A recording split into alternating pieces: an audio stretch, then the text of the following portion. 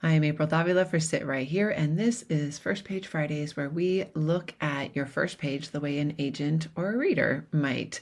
Now, we have to keep in mind that agents are just readers ultimately. So, this is all about how do we drag our readers into the story and keep them there and make it so that they have to keep turning the pages. If you would like to send in your first page, there's a link below in the show notes. And if you are working on a novel, this is what I do. If you'd like some help fine tuning your prose, reach out, let's talk. But for now, let's go ahead and get started. I'm going to read it straight through, and keep in mind that this is new to me too. I haven't read it yet. And then we will jump back up to the top and we'll start talking about how to fine tune it and really make it sing as the first page. So, away with the fairies. MZ cuddled closer to Pa's shirt. It was warm and soft, not like the scratchy material of the couch. She took a deep breath. His shirt smelled of sawdust with a lingering whiff of his aftershave from that morning. On the other end of the sofa, her little sister Betsy sat with Ma. In the summer, nearly everything was a rerun, but the family always went to the living room to watch television together after supper. Before we sat down, Ma had to close the long flowery drapes because the western sun threw such a glare on the screen that no one could see what was happening on the television.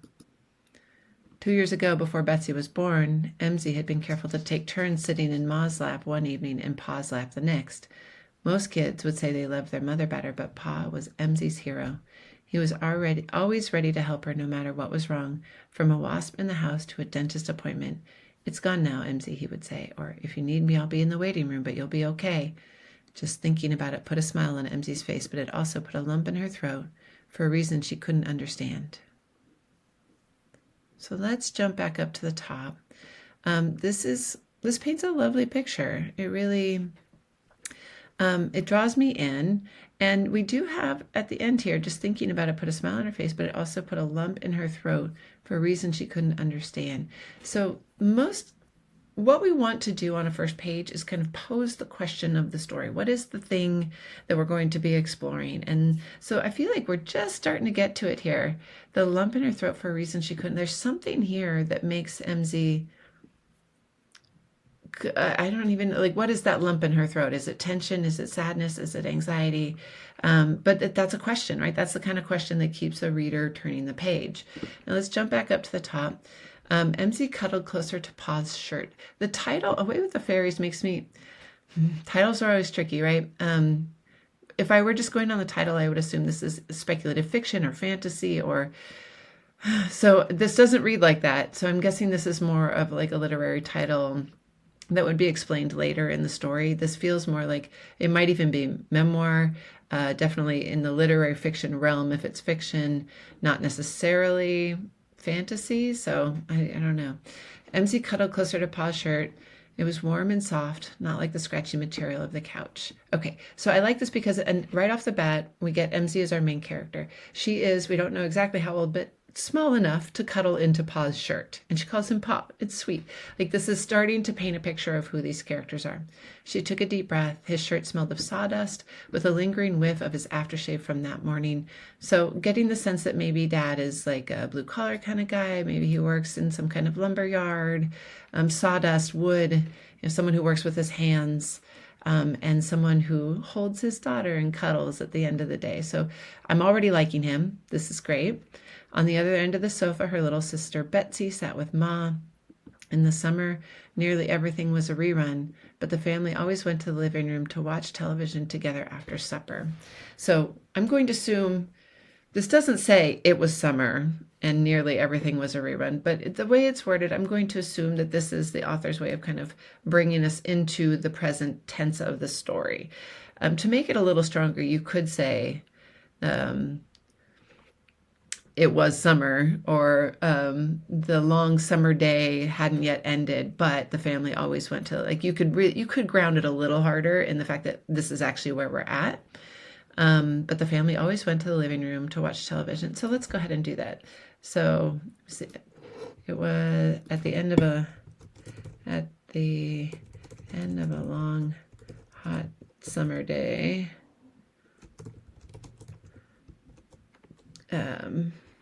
Nearly everything on TV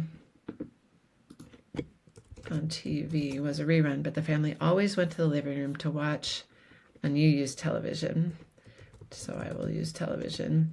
to watch a show together. A show together after supper. Bonus points if you can tell us what show, right? And actually telling us what show would really, okay, so the fact that they're watching a rerun, we know it's like pre-2000 because no one watches reruns anymore because everything's on demand and streaming and blah, blah, blah. So we know this is a little earlier, but is it the Mary Tyler Moore Show? Is it Star Trek Next Generation? Is it Cheers? Like, what kind of show this family watches together is going to tell us a little bit about them. It's going to tell us what year we are within, a few plus or minus. So think about making this specific to watch Cheers together after supper.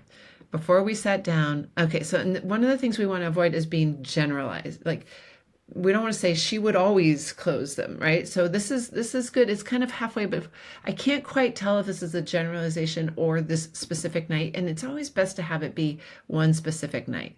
Before we sat down, Ma closed, instead of she had to, Ma closed the long flowery drapes because the western sun threw such a glare on the screen that no one could see what was happening on the television show. Again, can you be specific? What was happening with, I forget who the main characters are in Cheers, Sam and Diane, right?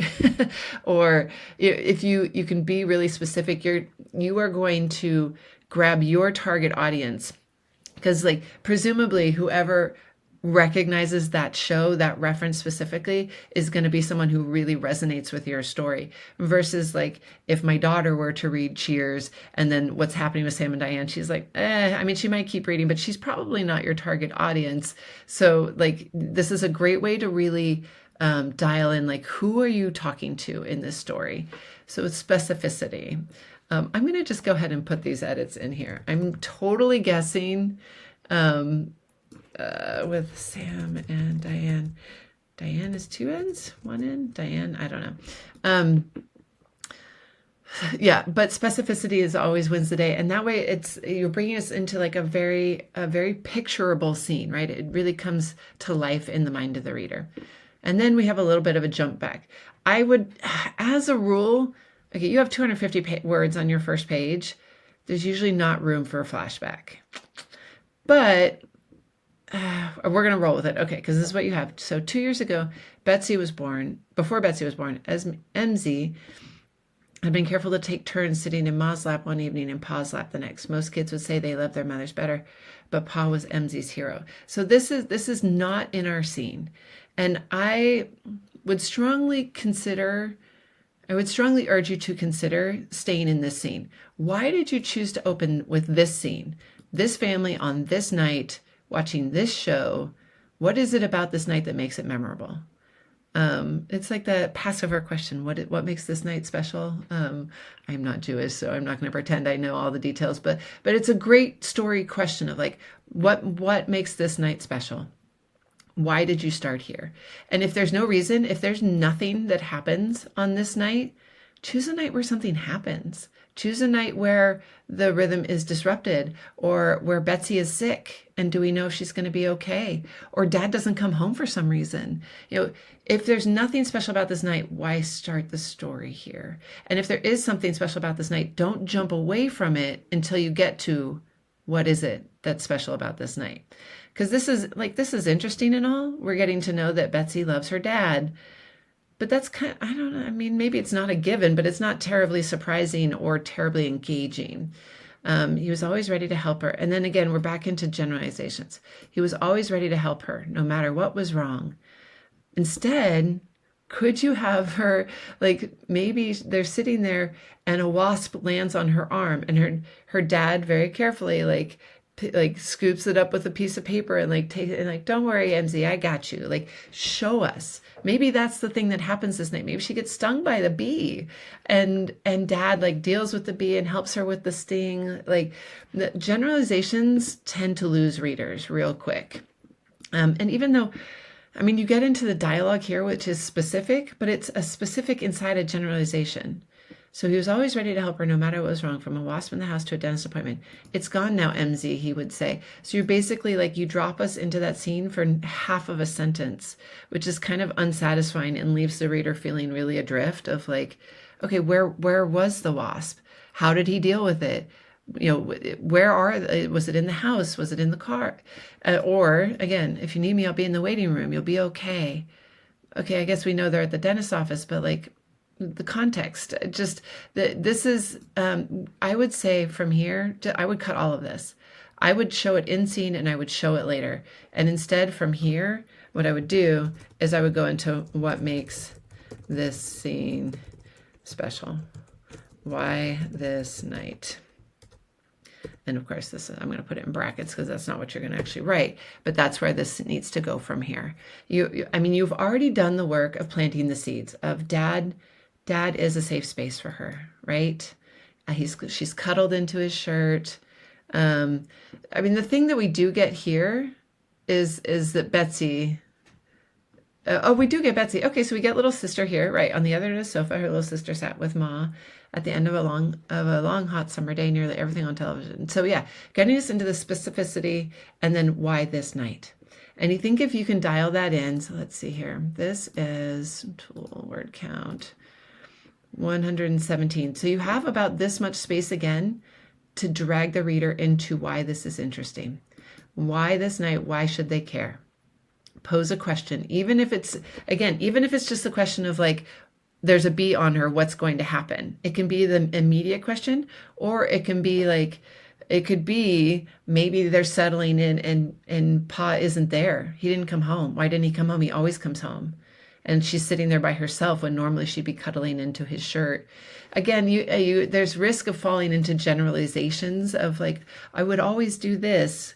We would, anytime you're saying we would or they would, you're talking generalizations, it's not very compelling. So that might not be the way to go, but it's hard for me to kind of steer you on this without knowing what the story is. So that's my feedback on this. And then also getting into the details of what they look like, if at all possible, right? Little sister Betsy, only a year old, or little sister Betsy who just turned 5. Because again, however old Betsy is going to give us a hint on MZ.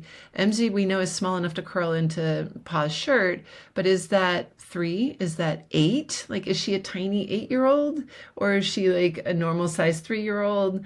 And if she's 3, how old is Betsy? Does Pa have? I guess he's aftershave, so one would assume he's clean shaven. Ma, could you mention Ma's pale skin? I'm making an assumption here. Ma's dark skin, or start to give us a sense of race, culture.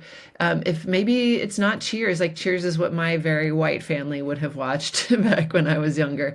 Maybe there's another show that, like, in whatever culture that you're writing from, that would be the show that they would watch, and you can start to hint at who are these people? Where are they from? Where is their family from? What part of the world are we in? Because a long hot summer day in Minnesota is different than a long hot day in Los Angeles is different from a long hot day in Florida, right? So can you drop us into what part of the world? I would cut here and look for ways to pose the question and add in some details about what's happening, who these characters are, why this night. All right, I hope that's helpful. Thank you, writer, for submitting this page. And if this was not your page and you would like to submit one, check out the link below, send in your page. We'll put it in the queue and we'll get to it just as soon as we can. And again, as always, if you are working on a novel, this is what I do. I would love to help you with yours. So reach out and hopefully we'll get a chance to talk soon.